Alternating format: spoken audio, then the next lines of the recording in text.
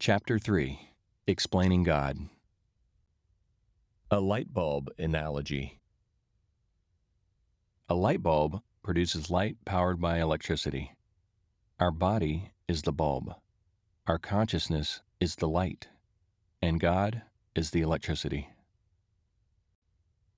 Consciousness versus conscience. Consciousness defined: the state of being awake and aware of one's surroundings. Some people say that consciousness is physical. Others say it is non-physical. There are many detailed theories supporting both views, but there is no definite consensus. Human consciousness, or awareness as we know it, is dependent on our human senses to operate. It is a temporary reality which consists of an experience of 5 senses, but it shapes the eternal part of us, which is the Great Spirit of One. The Great Spirit of One is an eternal awareness that is not limited to a consciousness made up of 5 senses. The greater reality consists of completely unlimited awareness, unbound by senses, which is an unrestricted consciousness on a grand scale. Conscience defined: an inner feeling or voice viewed as acting as a guide to the rightness or wrongness of one's behavior. Your conscience can also be called your heart's will, God's will, or Spirit's will. It is an external influence upon your free will that directs us to make choices that benefit the greater good. Projecting our human perspective onto our definitions of God. We project our human experience, senses, and reality onto our concepts, ideas, and definitions of what God must be. In doing so, we imagine God as a big invisible human deity who exists somewhere else, with a human personality, emotions, and senses. The Great Spirit of One, the eternal primary source of all life, wants to express itself through humans.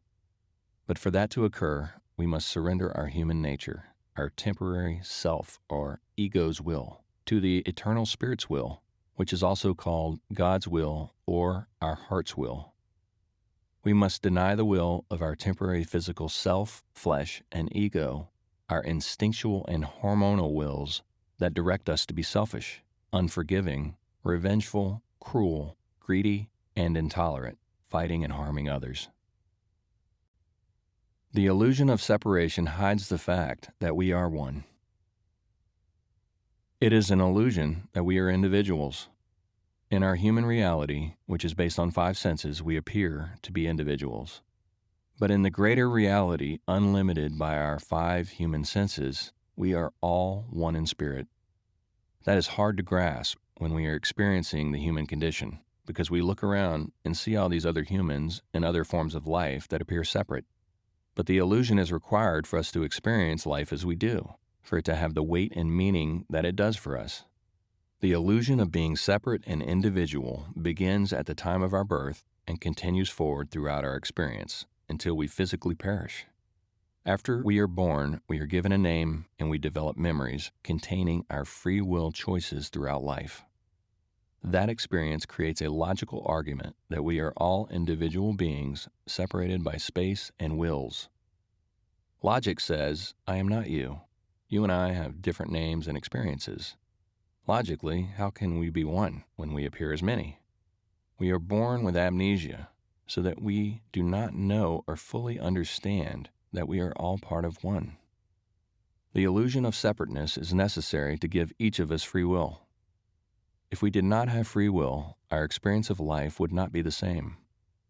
Free will, in other words, our illusion of separateness, allows us choice, and that in turn creates the mystery, the unknown, and the potential of life, making the quality of everything that we experience more meaningful.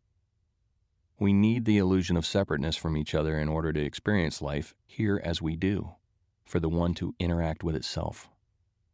The greater reality is that we are all really just playing with ourselves. It may be bizarre to recognize this at first, but while we are in our human condition, the thought of letting go of our identity or ego is the last thing our self wants to do. Think about this. We have no problem with make-believe when we entertain ourselves. We are willing to watch movies, to believe them as if they were true, and not think about the fact that we are just watching actors following scripts. To constantly remember that we are watching actors would spoil the movie. Also, do you want to see or hear the movie's ending before you watch it? No, the movie will not be as good when you already know what's going to happen. We like the mystery, the unknown, and the challenge. Under the spell of our human amnesia, faith is required. We need more clarity about the truth that we are ultimately one to help us awaken and evolve as humans. But some parts of the truth will always remain a mystery beyond our understanding to keep the epic movie of life on Earth entertaining and to keep free will and choice alive. God has remained hidden and elusive from itself in order to experience life and creation here as humans with individual free will. We are not meant to know and understand everything. There will always be mystery, which makes life more interesting. For example, how did something start from nothing in the beginning? Or which came first, the chicken or the egg? Somehow, life starts in some form in the tiniest speck. Then that speck expands and grows, becoming whatever it wants. But what does it want? Look around. It's what you see. It's us. It's my cat. It's global coral spawning as a synchronized event during a specific moon cycle that occurs at the exact same time once every year. God, the great spirit of one, has different shapes, dimensions, illusions, and expressions. Our experience here as human beings is brief. Our ego's experience of the five senses is currently one of billions. The human shell comes and goes, and that's okay. But our spirit is and always will be forever part of an eternal whole. I was grateful to be reminded of this truth when it was revealed to me. The illusion of separation, according to our senses and logic, constantly challenges and disputes the hidden truth that we need to understand in order to evolve as humans. Yes, this life is a challenge and is meant to be. We do like challenges, don't we? Human beings have free will and choice under the illusion that we are separate individuals here on Earth. Our eternal spirit guides us through our heart if we allow it, but that guidance is up against stronger influences, namely our powerful, selfish survival instincts.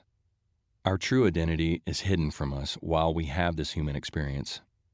Our evolution requires becoming more aware of what we truly are, or at least to develop more faith in the truth, which encourages us to become less selfish, despite our challenges and ignorance. There will always be another story to play out, with new characters and a new ending, always, forever, in more ways than you and I can imagine with our limited awareness. That is good news, not sad or scary news. This experience is an evolution of the combined choices of a whole that appears to be composed of separate parts. The spirit of one appears to be separated into different parts for different periods of time here on Earth. All forms of life are animated from this spirit. Deep down we know this, but it is our challenge to develop experiences that increase clarity about this truth and then maintain it. God chooses to hide from itself to create unique experiences such as us. All life, although appearing separate, is a continuous, ongoing creation of what really is one singular event and experience. Ignore logic to proceed. We can do almost anything we want because we have free will, but we will pay a price for every choice we make. I am not referring here to human laws, which we can sometimes break without suffering consequences. There are spiritual laws that cannot be cheated or avoided. Spiritual laws always have consequences, positive or negative, rewarding or painful, regarding all our choices. Whatever ripple we send out will come back to us in equal measure. Sooner or later, the return will come. When we are no longer ignorant of this truth, many of us will choose not to harm others. Or, when we do, it will not be done ignorantly. The truth is that beyond appearance and logic, I am you. Therefore, helping you is helping me. Our ego's identity of self perpetuates the denial of this truth, the truth that you and I are one and not really individuals as we appear to be. The lie is what our eyes tell us, that we are separate entities. We believe that illusion because it appears to be so. But things are not as they appear. That is why when we harm others, we are ultimately harming ourselves. And because of that, when we harm others, we are unhappy, and we often lead unsatisfied lives with varying degrees of pain and suffering as a consequence of our ignorance. The pain is there to direct us toward making different choices that will reward us instead of hurting us, in order to help us see and understand this deeper truth beyond appearances. Once we choose to operate based on the deeper truth beyond logic and appearances, the pain, the hell, dissolves, because the deeper truth is that we are all one spiritually. When I look into your eyes, the greater truth is that I am looking into my own eyes. This truth is hidden from us and needs to be discovered and experienced by each individual. Discovering and experiencing this truth is called a spiritual awakening. Faith is always required because awakenings become memories. Although I was shown with complete clarity the truth of what we are in a series of revelations in January 2018, it was still just one singular event in time. Every event we experience becomes a memory, and over time, memories fade. So based on my experience, even if we have complete clarity on truth in a singular event, the memory of that truth does fade over time. Logical reality and the persistent ongoing illusion of separation are powerful forces. Faith is required when memories of awakenings and experiences of the truth fade, because our instincts, ego, and logic constantly promote denial of the greater truth.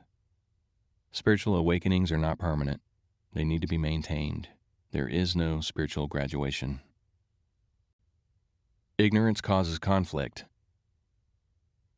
Resistance to being open-minded about spirituality and religion is very common. People get fired up and willing to argue when they start talking about religion or God. Should anyone argue or make war over religion or God? No. But when people think they're right and that they have the truth, some become willing to kill others with opposing views. Many people throughout history have wanted to force their versions of religion onto others. Christianity and Islam have both been guilty of this, but no one likes to be told what to do. Not realizing that, on a deep level, we are all one, is the root of this problem.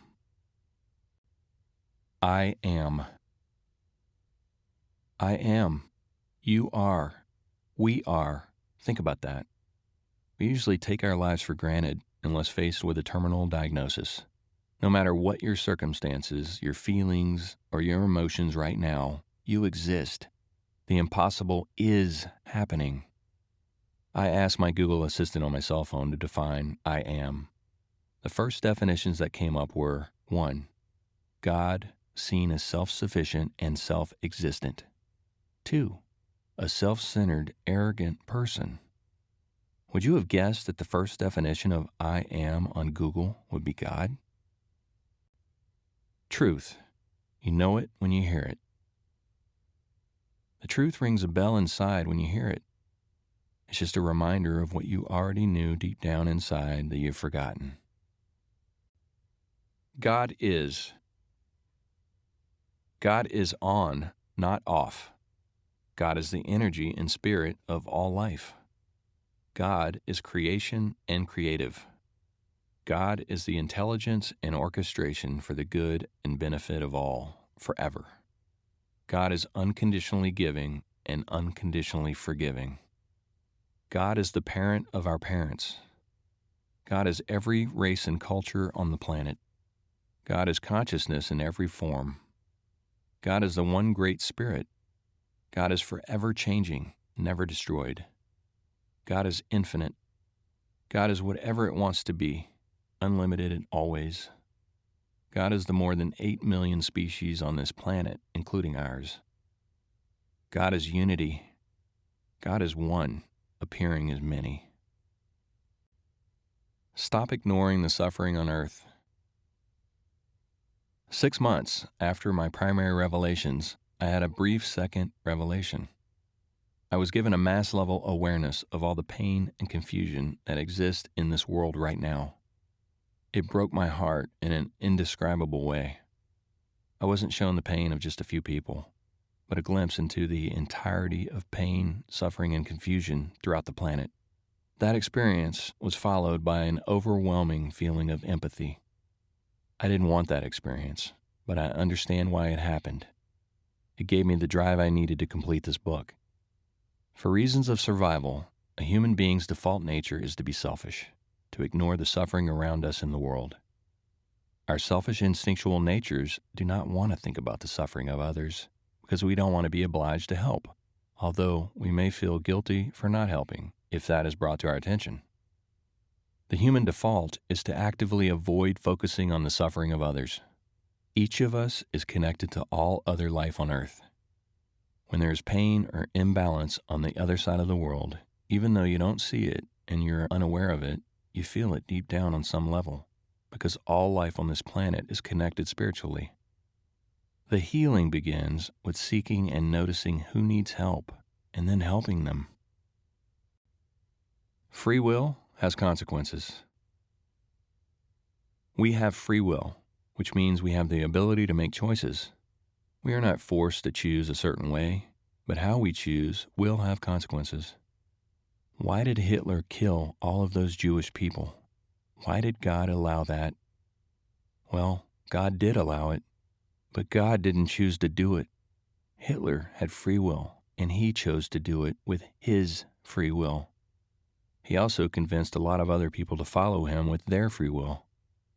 Did Hitler have consequences, and did all the people who followed him and made all those horrific choices have negative consequences? Yes, they did, seen and unseen. You can do anything you want so long as you're willing to pay the price. There is always a price, regardless of whether it is apparent or not. Consequences are positive or negative based on the choices we make. What we give is what we get. That's the cycle. Consequences may be instant or delayed. They may be seen by others or unseen, but consequences are inescapable, regardless of belief. Nevertheless, God is not to blame for the consequences of free will choices made by humans. Our painful experiences can be used to help others later. What happens in this human life is just temporary, a singular blip in time. Every human being experiences suffering on different levels. But often the painful things that happen here are later recycled in a way that can benefit others. For example, our own personal experiences with suffering can be used to relate to others, helping them with similar memories and experiences. Individuals who have been through difficult or painful experiences, who have found hope and acceptance on the other side of that issue, can be there for others with the same or similar past experiences in a way that others without the experience or memory cannot. Thus, our bad memories and experiences can be used to help others. A person who has gone through something painful and then moved past it can provide hope and support to someone with a similar loss or painful experience. Having support from others who can relate to our painful trials from their own experience is our greatest aid during difficult times. We sometimes have painful or harmful experiences because of choices made by another person's free will. However, we can also have other painful experiences that don't have anything to do with another person's free will choices, but are just part of the challenge and risk of human life, such as accidents, disasters, or terminal health issues. But all pain is temporary. Our pain, suffering, and challenges give a deeper meaning to the joy, beauty, appreciation, love, and gratitude in life. Yin and yang. Both must exist to give the other deeper meaning. Each of us has free will, which means that we get to decide, choose, and evolve for ourselves. The One divided itself up into us, parts that have forgotten who we truly are in order to experience itself. Seeds of desire to love one another were planted inside each of us to help steer our choices toward overcoming selfish instinctual desires during this unique human life experience. This loving guidance exists even in the most evil or selfish persons. Yes, it may be walled off, hidden in complete denial, and buried 1,000 miles below the surface, but it's there, an implant to love. My message is to remind you that you don't know or remember how special you truly are. You may have had a horrible upbringing, neglectful or cruel parents, and a history of abuse from others. And yet, I want to say this to you. God did not do any of that to you. No. Being exposed to others' free will choices that harmed you, just as being affected by disaster, accident, or disease, is part of the human life experience and challenge. It is the price we pay for free will and participating here as humans. Why do some people choose to cause pain to others? Perhaps because it was done to them, or perhaps not. One thing is clear. The people who hurt others are not happy, and they will ultimately pay for their choices with pain. Hell is here on earth. It is the price one pays for choosing to harm others. Our challenge is to choose love and service, although we may have been abused and harmed by others.